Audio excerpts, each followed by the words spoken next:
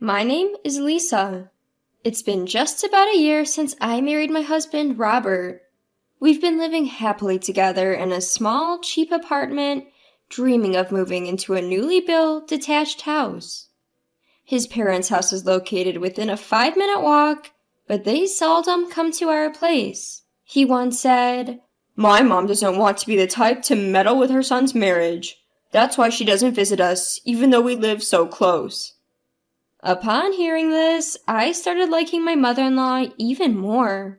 The biggest concern for most women after getting married is the meddling mother-in-law, but it seems I don't have to worry about that.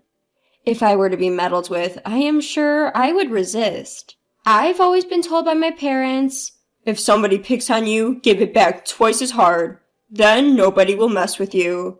But it seemed unlikely I'd have to fight with my mother-in-law, so I was able to live stress-free regarding my family relationships. After several years of working, our careers were going well, and we started to have many conversations about buying a house. During this time, my parents, who had heard about our discussions, made us an attractive proposal. "We've always thought if you two decided to build a house, we'd give you some of our land. Feel free to use it." They offered to give us part of their own land. My parents aren't rich though, thanks to a windfall my grandfather got a while ago. They have had some very good land to pass on to us. When they discussed it with my grandfather, he said, "I've passed it on to you, so do as you please." When I told Robert about this, he said, "Let's take advantage of their generosity. I'll never be able to thank your parents enough. And thank your grandpa too. It's his land after all. Ha ha ha." Ha ha ha. So, we began to discuss what kind of house we wanted to live in, visiting showrooms on the weekends, touring our boss's impressive mansion, and talking to agents about new residences being built. Planning is often more fun than actually executing, isn't it? But then, one day, a call from my mother-in-law shattered our happy life suddenly. When Robert answered a call from his mother, it seemed she had somehow heard about our plans to build a new house. She said to Robert, "If you're going to build a house, how about making it a duplex so we can live together?" We were both stunned by her proposal. We hadn't imagined that my mother-in-law, who had seldom interfered in our lives, would want to live with us in a duplex. After a few seconds of silence, Robert made a non-committal response and continued to dodge this question. It's not surprising that he reacted this way. We hadn't considered the option of a duplex. We were planning to have a room for a future child, but if we were to make it a duplex, we'd have to replan everything from scratch. But I worried that if we outright rejected the idea, our relationship with my mother-in-law would suffer. I was as perplexed as Robert. We had made a promise to have dinner at her place once a month, so we had a family dinner there. My mother-in-law began to continue her conversation from where we cut off last time, even though there was Robert's brother, Mark, a single father. "Hey, have you given any thought to our conversation from the other day about the duplex? I think it's a really good idea, though. What do you think? Of course we will contribute financially, and selling our place here should net a pretty penny. Besides, kids are going to come along eventually, right? Wouldn't it be helpful if we're right next door whenever there's trouble? Isn't it all upsides?" And with that, she started rapid-fire listing off the merits of a duplex. I tried to interject several times, but she didn't let me. Sure, she had a point. It would be nice to have help when a baby comes along, and the financial contribution is appealing. But I believed that my husband and I could handle any issues that were within her capacity to solve. Besides, it's better to rely on my own parents than to increase the chances of being bullied by her. Seeing my contemplative face, she continued, "Is it really that bad? Living with us, I mean. I thought you didn't hate us, but maybe I was wrong." She seemed to be playing the part of the saddened, so I pretended not to hear and hurriedly left her house. She continued to bombard my husband daily with the same spiel, and I was starting to feel quite stressed. "What do you want to do, Robert?" "Living together isn't bad, I guess. It would be reassuring to have our parents around, but I don't want to lose our alone time either." After much thought, we decided to decline my mother-in-law's offer. We wanted to give a priority to our own time. We decided to prioritize that. Surely if we explain properly, my mother-in-law will understand. So the day of our monthly family dinner arrived, and we were heading over to my mother-in-law's house to relay our decision. As we tried to express our thoughts to her, she interrupted. Oh, about the duplex. We've been moving forward with the plan. Huh? What? Before we could react further, she added, Oh, and Mark's moving in too. You know he's a single dad. It's tough, right? Let's help him out with the kid. Plus, getting some experience with kids will be reassuring when you have your own, don't you think? You should definitely do that. We were so shocked by her words that we completely forgot why we had come. Seeing our silence, my mother-in-law took it as approval and proceeded with the construction of the duplex, taking into account the views of my father-in-law and brother-in-law. Of course, we didn't just stand by. We tried to convey our decision to our in-laws several times, but they always dismissed us, saying, We're busy right now. Let's talk later. And the plans for the duplex moved forward. The cost for the construction was being covered by our in-laws, so we didn't have a huge financial burden. But not only would we be living with our in-laws, but also my single father brother-in-law, and we would have to help take care of his child. Thinking about it, I was already feeling down. My husband was of no help, having thrown in the towel, saying, There's nothing we can do to stop it now. Let's just give up. I also felt it was futile to resist alone. We then finalized the blueprint and started deciding on interior elements like the tiles and flooring. Normally at this stage, we should have secured the funds. However, the money my in-laws had promised to pay for the multi-family house was nowhere to be seen. My husband Robert called his mother asking her to transfer the funds, but she responded, Something came up and I need money immediately. Could you cover it for me? I promise to pay you back in a month, okay? Even though they can't pay now, the project has already proceeded, and it's impossible to cancel everything at this point. Robert and I could barely manage to cover it ourselves, but we didn't feel the need to go to such lengths. My in-laws' selfish behavior infuriated both of us. Hey, you talk about covering the cost like it's a small change, Robert yelled at his mother. Come on, she said she'd pay it back in a month. Has she ever lied to you? Suddenly, my brother-in-law butted in. Stunned by his intervention, Robert agreed to wait for a month for the payment and started waiting for his mother's transfer. I decided to consult with my parents about this. The next day, I went to my parents' house and explained the situation, wondering if we could put the plans on hold. They said, We were going to give you that land anyway, and if they're promising to pay later, we'll cover the cost. Really? Are you sure? Of course, dear. Your happiness is all that matters to us. Don't give up on your dream house. For the sake of your future children, don't let this multi-family plan go through. Thank you. I was so grateful that I teared up. My mom smirked and said, Plus, if they're around all the time, it'll be hard for me to visit, right? And I want to hog all the grandkids to myself.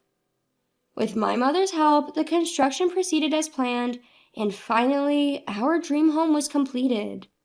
However, a month later, we still hadn't received any money from my mother-in-law. Meanwhile, they had started moving their belongings in before us. Strange, isn't it a bit cramped for a duplex? Where's my room? Since they didn't transfer the money for a duplex, we didn't build one. Naturally, there was no room for her. But she started moving her stuff into the room we'd planned for our future children. To make matters worse, she invited her friends over under the guise of a housewarming party and showed them around the house. It's our dream duplex. It's a bit small, but we have a wonderful garden and can even plant a vegetable garden. Once the veggies are ready, I'll share some with you, she said, as if they had built the house with their own money. Her friends, unaware of the circumstances, complimented the house before leaving. After they moved in and things settled down, 2 months passed and we still hadn't received any payment from my in-laws. Robert confronted them, but they kept saying, Soon, very soon. The situation didn't change even after 3 months or even half a year. On the contrary, my mother-in-law announced one day, We decided not to sell our house. Instead, we'll have Mark and his kids live there, blatantly stating that she wouldn't pay us any money. But I wasn't surprised. My husband and I had often discussed that she likely had no intention of paying. Oh, I just noticed that the house is a bit cramped when you two live there too. Can you guys move out? I have friends who occasionally want to stay over, and I want to be able to use the place freely. Doesn't that sound good? She asked. In response, my husband raised his voice slightly and said, That's not the deal. Why should we have to leave our own house? Well, both of you are working, right? You're hardly ever at home, and since you don't have any kids, it shouldn't be a problem. Besides, Lisa's family is rich, right? You can afford to build a new house. I was dumbfounded by my mother-in-law's outrageous words. My husband felt the same way. First off, you haven't paid any of the expenses like you said you would. If you're not selling the house, you had no intention of paying from the beginning, right? What can I do? I decided to let Mark, who's a single father, live there. What's wrong with giving a house to my own son and his adorable children? She started to get increasingly irritated, and it seemed unlikely that things would clear up. So we decided to discuss it in our bedroom that night. If things continue like this, my mother and her family will definitely try to kick us out and take over the house. Yeah, I suppose so. My husband was right. From the next day onwards, my mother-in-law's attacks continued daily, and she started making nasty comments and harassing me. If you don't want to be bullied as a daughter-in-law, you better move out quickly. This is what they call mother-in-law versus daughter-in-law problems. I thought I wouldn't have to deal with such issues, but experiencing them firsthand turned out to be more troublesome than I'd imagined. When we were living in that small room, we barely interacted with her. Maybe I was foolish to not anticipate that things would turn out this way. However, being a person who believes in giving back as good as she gets, I decided to put a plan into action a month later. My husband, parents, grandfather, and I put a plan together. We decided to leave the house to execute our plan. My husband told my mother-in-law, We're moving out. You want to invite your friends over as you please, right? You'll be happier that way. The moment she heard that, her face lit up with joy. We decided to move to a newly built apartment that we'd had our eyes on and return to renting. Reminds me of our newlywed days. Yeah, it does. Recalling our life in that apartment when we were newly married, we lived peacefully. Then, a week later, the phone rang. I overheard my husband say, I see, that's great. By when? I was sure that our plan had worked. In fact, the day after we made the plan with my parents and grandfather, we put our house up for sale. We found a buyer who wanted us to vacate in 3 weeks. While my mother-in-law wasn't around, we let acquaintances, colleagues, and others who wanted to see the house inside. Today's phone call was about one family who decided to buy. Then we arranged for 2 large trucks and decided to have the movers quickly load our belongings and furnitures onto them. We carefully timed it for when my in-laws announced that they were going to a theme park in New York over the weekend with their grandsons. They are probably enjoying their time with a certain mouse mascot right about now.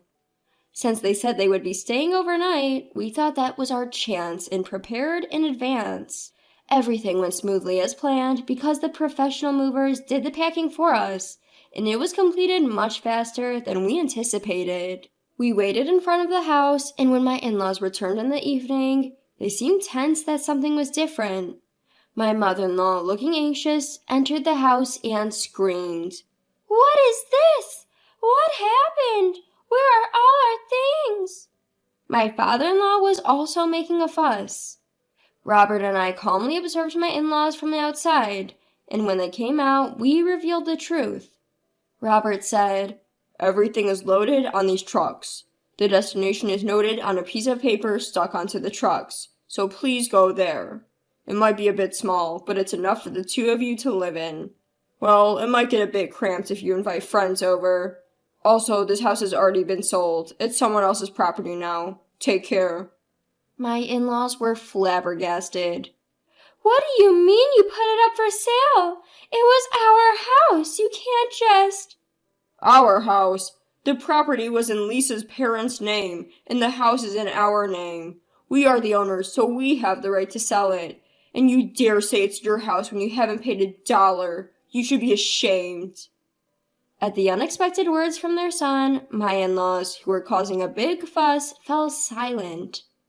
Before we left, Robert said, "We've taken care of things until now, but you'll have to unload things yourselves. You can afford that much, can't you?" We don't have that kind of money. I know you must have. You've been selling things you stole from Lisa and depositing the money in your bank account. How did you know that? Does it matter? Oh, and you don't have to pay us back. Consider it severance pay. Use it however you like. And with that, we'll be off. I doubt we'll meet again. With that, Robert made a declaration of severance to his parents, took my hand, and we hurried home. We then called our parents and grandparents to inform them of the successful execution of our plan, and they were very happy. Moreover, my grandfather, knowing that we were about to continue living in an apartment, said, "Actually, I still have some land left. I'll give it to you two. I'll also cover half the costs, so build a new house." And that's exactly what we did. Half a year later, we completed our dream of building a brand new single-family home. We're a bit removed from the city center, but the air is fresh, the neighbors are kind, and we're very happy. As for the whereabouts of my in-laws, we don't know if they went to the address we provided. It seems they contacted my parents asking for financial aid. They also apparently asked their son, who is planning to remarry next year, if they could live with him, but he flatly refused because his new wife was also planning to move in.